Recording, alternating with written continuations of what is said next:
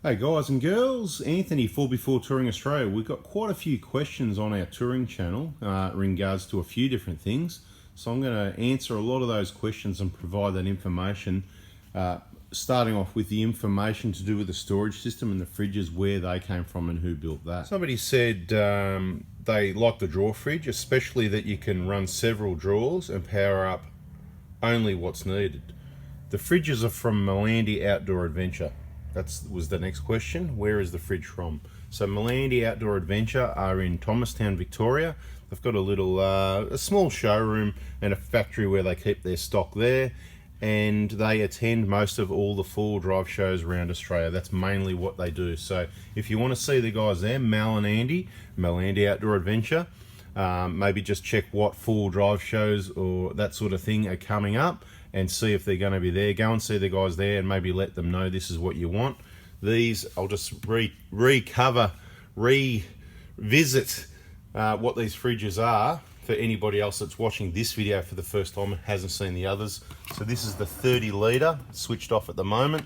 30 litre Waco or Dometic, whatever you want to call it, same brand, drawer fridge. The reason we went for the drawer fridge obviously keeps it simple. You know, you've got a storage system maximising space. There's no need for big heavy contraptions. You want to keep your fridges and the weight as low as you can. And of course we only needed we normally run 40 litres, so this is 50, and the reason we went for a 30 at the top, okay, and a 20 at the bottom. It's a bit shorter. That one's on at the moment. It's currently on, it's on about 6 degrees, just keeping some drinks and water cool. We've got more space at the back of the storage system for water. Another question. The same person also says, I like the charcoal colour. I like it also. I've had it in other vehicles. I reckon it's fantastic. It's not the best for off-road, but it's a very nice colour. So he says, I like the charcoal colour with the black accessories and tinted windows. Agreed. In the other vids you mentioned white for ease of repair. Well, it's not repair, just to keep it clean. And he's wondering if that's changed. So white is definitely the best colour. It's cheap, easy to look after, it stays cool, it's easy to look after, repair, keep clean and hide damage, okay? So that is definitely the best colour for off-road conditions and off-road use. But if you want to sort of have a vehicle that looks nice, I think this is the colour. So they're chalk and cheese. I would never own a black car again. I've had two. I've never owned a black four-wheel drive and I never will. This is close to black. But believe it or not, it's nowhere near as bad as a black vehicle, but it's well on the way to it, if you know what I mean. The best colours, if you want a nice colour that is also cool and easy to look after, then silver's your colour. Silver's a balance of the colour that looks nice, but still easy to keep clean, hide scratches and damage and polish out. The lighter colours, it's nice and light, stays cooler, that sort of thing. So have a think about it. What's your best colour for off-road? Excuse me, lowest cost to purchase maintenance wise, because the metallic colors attract about a $400 or $600 metallic paint fee. So of course the white cars are cheaper, they're easy to look after, they stay cooler. That's the smart decision for an off-roader. But if you want it to look nice, next step is silver. Silver is probably the most popular color, but personally I'm with you. I really like the charcoal. I think it looks awesome. It's probably going to be the last charcoal Prado we own, because of the fact that it's not as easy, as much as it looks nice. So if you don't go off-road much and you don't do any overgrown tracks, it's an awesome option because it looks great. And the last question from the same person, also, who made the drawer system? It seems to be out of ply. So it is ply. It's what they call black face. If I remember correctly, it's around about 9 ply. It's about 12 mil thick. Well, to be precise, I'd like to say I'm pretty sure it's 9 mil and 12 mil thick, but I could be wrong. I like the idea of having something modular so you can stack on the fridge. It's the only way to be, you know. People that have got a drawer at the bottom and the fridge up on top and all the contraptions, they're just wasting space. It's heavy, it's unreliable. Obviously, we've used our extensive knowledge, so traveling in the workshop, owning the vehicles, and put it together to come up with a design that just works for saving space. This is a design that works for everyone. Everybody needs a drawer or wants a drawer generally. Your fridges are down low, they're simple, they're reliable. I'm not saying these are the best brands, you can have other brands, whatever, but if you like this, there's gonna be an option available. I'm gonna tell you more about that in a minute. And obviously, the orange edge strip was just a funky thing. Now remember, this is a prototype, so Long story short, where it was made, it doesn't matter where it was made because they're not available to make them. Okay, we thought they wanted to make them, but they don't. They're too busy and they're not interested in making hundreds of thousands of dollars from people in the 4x4 industry with their vehicles that want awesome storage systems. We have, however, shown the prototypes. We've got 2 prototypes to a manufacturer who's doing some designs and adjusting a few things at the moment to make it even better, and hopefully we'll end up with some options, flat pack, assembled, where you can do your own carpet, and also flat, you know, obviously assembled, delivered, pick up, lots of different options there, but some basic designs to start off with. They'll be just getting started. They don't want to have 3,000 designs, so more information on that coming soon. So if you haven't already, I'm sure you have, but subscribe, turn the bell on. What else? So I don't really have any awareness of what other systems are around. I hear of other companies like Drifter and I don't know, there's a few other ones, but what I've seen in the back of vehicles, I don't see good quality, I don't see good design, I don't see good ideas. I see old ideas, I see people that have been doing the same thing for years. I see big companies that got people working there slapping things together. I don't see anything good, which is why I chased my own ideas and my own manufacturing for mine, and the idea was to share it with you so you guys can, I thought they'd be happy to take the business and people would be happy to pay the money to get an awesome value for money product. This is rock solid. So as far as stacking more fridges go, you shouldn't need more fridges. That space there with the 2 drawers takes up a standard fridge space like the Engel fridge or the Waco, like the old CF50 we used to use. You probably fit in other Wacos or whatever else you want to put in there, but why would you put in a fridge slide contraption when you can just use the drawers? As we've already discussed, they're reasonably light. I think they're about 18 kilos for the 30 litre if I remember correctly, so the 20 is slightly lighter, there wouldn't be much in it, so there's about 35 kilos of fridges there empty. There is 2 compressors there, so you've doubled your reliability, and of course you can save power by switching one off. Now, just to give you an idea, yesterday this battery was charged, you know, it was in normal peak condition, you know, charging while the fridge was running off it. We've left it overnight. The current voltage of the Century Dual Force 90 amp hour with only the bottom 20 litre fridge running, we had 27 degrees yesterday, 27 again today, around about 20 overnight, maybe a little bit cooler, but probably warmer in here anyway with the door closed and everything. Battery's currently on 12.6 volts. We've also got that K-On light storage shelf up the top. That's what I'm saying. So at the moment you've maximized, most people, they can't use all the space in the back of the vehicle. If you're camping and you don't want to tow like us, you don't want to have a trailer, you need to use every last cubic inch of space. So you've got your drawer, you've got your fridges because you need, you know, a certain amount of food. A lot of the stuff really isn't, you just can't have your fridge like at home. If you've got a 3, 4, 5, 600 litre fridge at home, you're going to struggle going down to 40, 50 litres. So it doesn't matter if you go down to 80, 60 or 40 because you're stuffed anyway, if you know what I mean. You really need to start thinking about what food you're going to take when you travel, you know. Keep it simple.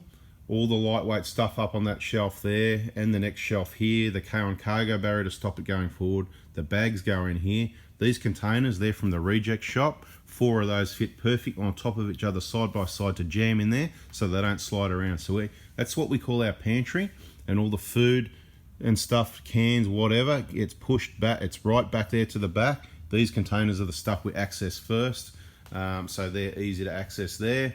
And of course you can also have other food and stuff down in your drawer, whatever. Normally we'll have tools, recovery gear type stuff at the back of the drawer, the stuff we just don't use, and obviously your cooking gear, cutlery, some more food and stuff towards the front of the drawer. You've also got a lot of space down the side of the vehicle. This is a GX, that's why we went for the GX. GXs are going to become very popular for touring because they've got a lot more space in the back. So we've got a heap of space. It is hard to reach down in through there, but that's why we've got that cutout up the top there where those containers are. You can sort of put your arm in and reach down, but you put stuff in there that you want to access less, you know, things that you aren't accessing as often, but you just need, you know, storage space. Could be water, a heap of water bottles, water containers. There's quite a lot of space in there. I can't quite fit a 20 litre jerry can in there like I can between the storage system and the side on the 120. On the 120 you can fit 2 20 litre jerry cans and you've still got a heap of space. And obviously we've got the same over this side as well. A bigger cutout because this is where the bags and stuff go, and you can fit a heap of stuff down there. I've just got stuff sitting there at the moment. In case you missed it, we've got our projector battery charger permanently mounted just here on the side of the storage system, and our little power plug there. So what we do when we park the vehicle, you can either switch your fridges off, which you should to save your battery, or even better, or both, you can plug that lead in there to wherever you park your car, so your battery is constantly getting charged and getting kept in peak condition. We've also got a comment there about running Optima D27F. They're larger than what we use. We use the 34s. So so everyone knows, the 27F, from memory, that's about a 75 amp hour battery. We use the 34s, they're only 55 amp hour. Now, we're only running a 40 litre fridge, but we've done a lot of use and testing with this and parking the vehicle in 30-degree hot sunny days. We can park the vehicle one day, leave it overnight, not drive it all day, and the next day the battery's still above 12 volts running the fridge. So there's lots of variables depending on your fridge, how cold you want to run it. If you want to run it as a freezer, you're going to absolutely hammer it.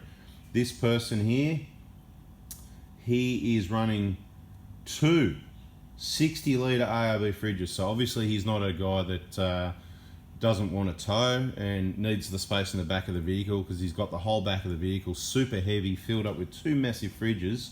It's a bit like taking the fridge at home, you know what I mean? He's got 120 litres of fridge space, which is awesome, and his voltage in the morning is already down to 11.5 volts. So this is what I'm talking about. It's a good example to help you understand. So have a read of the comments, guys, because there's a lot of interesting experiences and people sharing information there. And the other one I really agree with is he uses the red arc isolator, which we do there. It's mounted just down behind the battery there. We've demonstrated in other videos.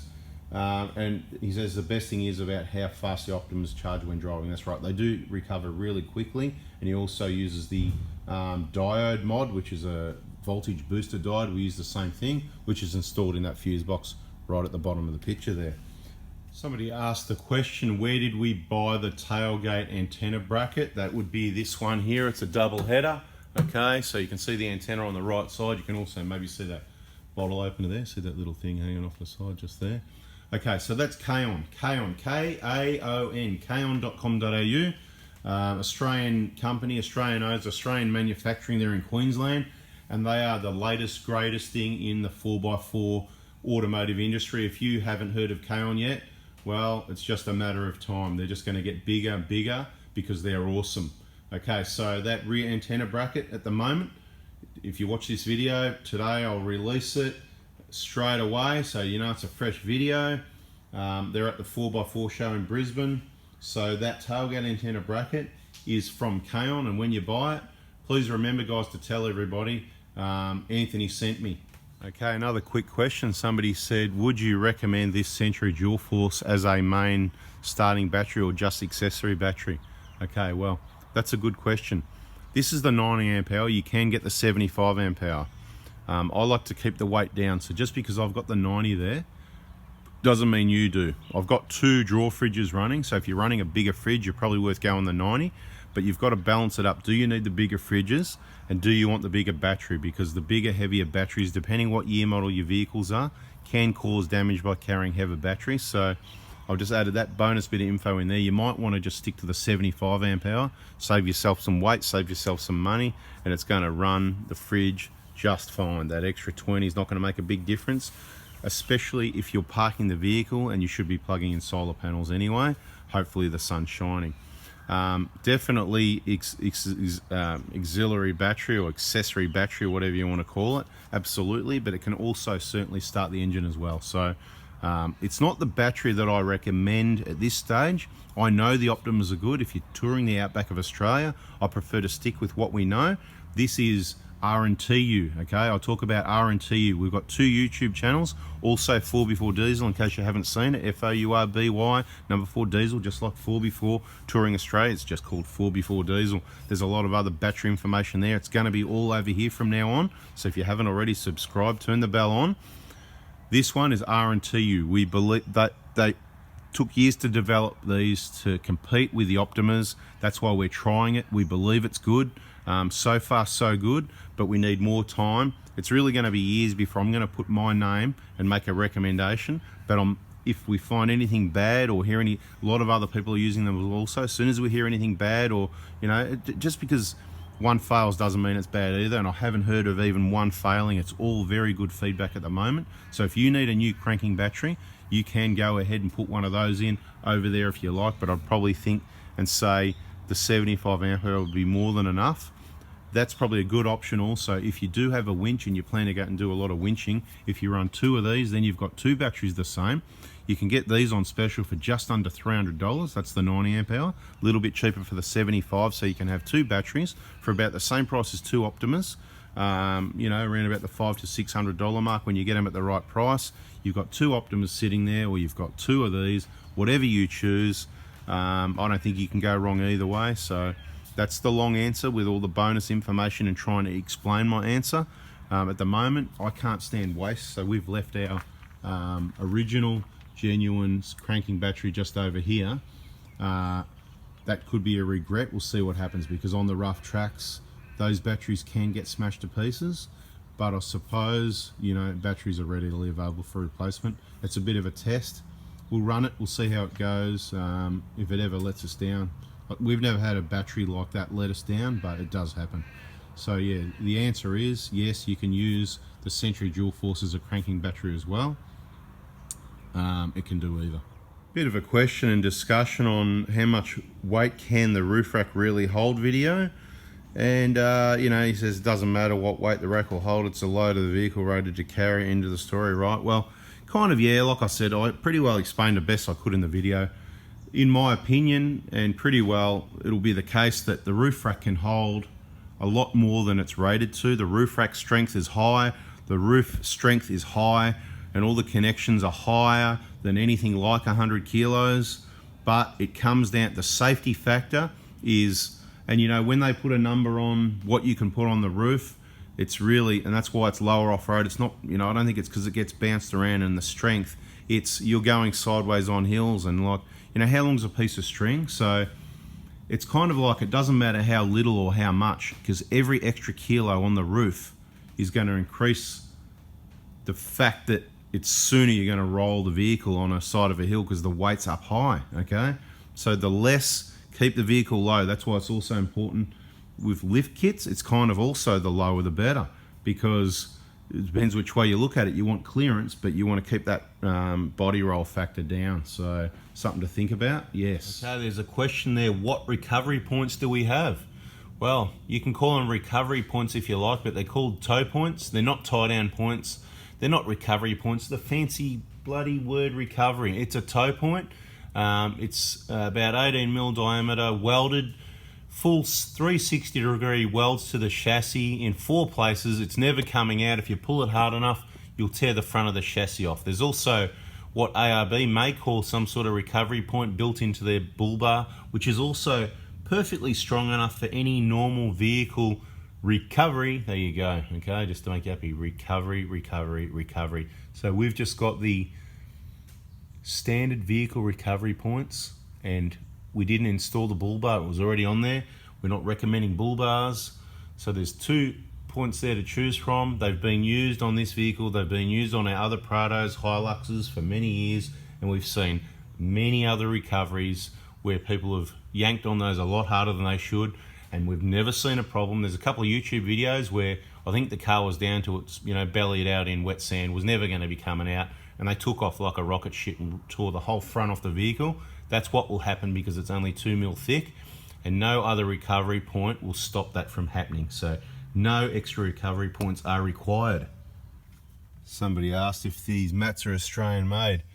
Of course not. Not much is Australian made anymore. These are definitely not Australian made, but they are bloody awesome, and they're good value for money. At least I suppose that offsets. So when there's an Australian made product that's this good, even if it costs a bit more, we'll tell you all about it. But for now, these are the go. Trevor Ryan, Dirt Road 4x4, tell him Anthony sent me. We had a little video about the modification, whether you want to remove that, trim it, cut it, drill it, saw it, whatever you do to get a little bit more view at the bottom of your reverse camera so you can see your tow ball when hitching up your trailer, or off-road where you might want to see a bit more detail. Whichever way you want to do it. There's quite a lot of comments on one of our action videos, 4x4 action on the tracks, warm-up track 1 and 2. There's 3 videos of that day. You'll find there's a part 2 and a part 3. Check those out. You also might find them in our playlist. It's probably called Wombat State Forest, where all the action from Wombat State Forest is in that playlist. Check those out. Someone's also asked me to mention the Prado GVM. So gross vehicle mass, that's the absolute maximum it's allowed to carry. The silver one you see in the picture, if I remember correctly, and you can correct me if I'm wrong in the comments, but is 2,900 kilos. As it sits, with a few basic modifications, a light alloy roof rack, a bull bar, some heavy duty side steps, some K-on underbody protection, a lightweight rear storage system made from ply, which would total around 40 to 50 kilos. As it sits right there, it's probably about 200 kilos off its GVM. It hasn't got people in it, it hasn't got fuel in it, it hasn't got water in it, it hasn't got food in it, hasn't got camping gear, and I can promise you, once you put your family and all your gear in, you're going to be around 3'1", 3'2", so you're definitely overweight, but in my opinion, it's still safer than towing. The vehicle in the background, $29.90, okay? So that's why it hasn't got heavy duty side steps. That's why it hasn't got underbody protection. That's why it hasn't got a bull bar. That's why it's got minimal. So check out that video called My Vehicle Setup, My Prado Setup, whatever the case may be, because we go through, if you're touring, you need to keep the weight down so that you can hopefully keep under the GVM. This vehicle, that's a you know, more local trips vehicle. Hey Jazz, how's it going? There's the security here. She's here to check out and see what's going on, doing an hourly patrol.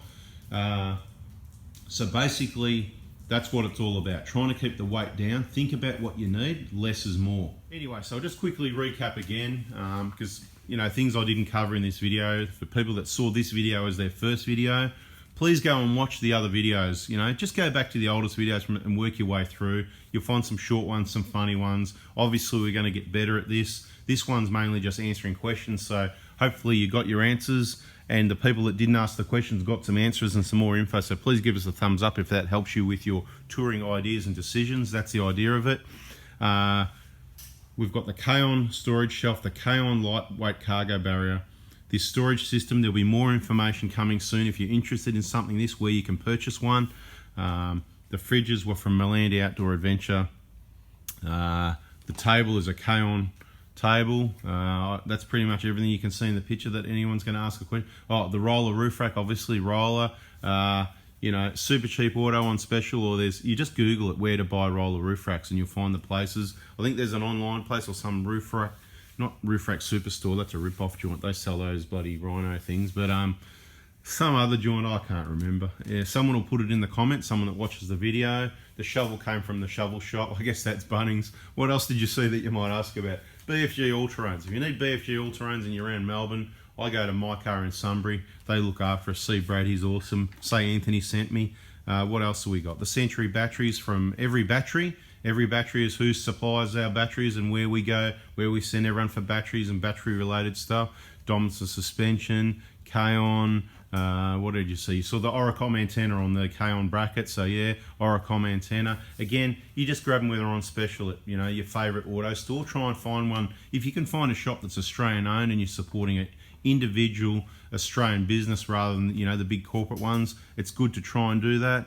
That pretty well covers it, I think. I'm sure there's something I forgot. Someone will ask questions. Guys, keep asking the questions in the comments, and I'll keep answering them in these sorts of videos. The content hopefully will be at 50% touring, scenery, tracks, hopefully helping you understand the vehicle and how to use it, and some things not to do, and a bit of fun and entertainment at times, a lot of touring, and the other half will be information, touring ideas, information around the vehicles, batteries, fridges, storage, our experiences, or anything that we've heard from other people with that extensive experiences coming together. We're going to share it with you. Thanks for watching. Again, please give us a thumbs up, subscribe, turn the bell on if you haven't already. Better videos coming your way soon.